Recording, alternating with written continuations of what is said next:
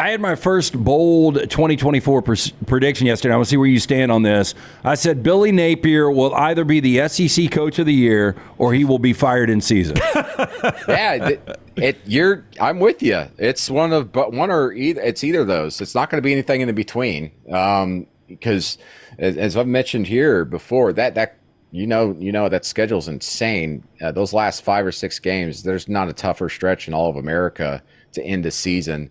So yeah, he's either going to be Coach of the Year, and Coach of the Year for him against that schedule with that, if they were to win 9 games, that's Coach of the Year type of stuff. Yeah, and I think you said 10-2, and I agree with you. I think most 10-2's brands, at least in the SEC Big Ten, are going to be in this 12-team playoff. But I think even a 9-3 with a schedule like that, depending on how they're playing in November, could possibly get you in.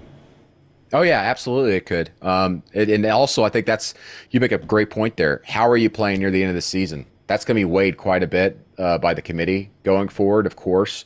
How are you playing lately? And that's kind of the argument, of course, with the injury situation at Florida State that they were trying to make there with Florida State.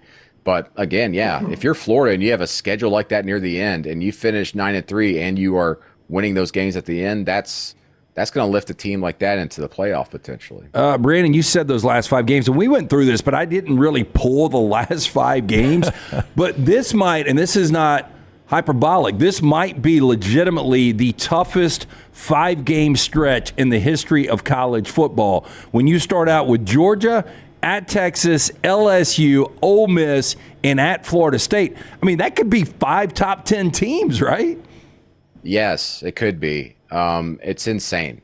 And we say that now, and of course we'll get there in the season, and like 3 of those teams won't even be in the top 25 potentially. You just never know.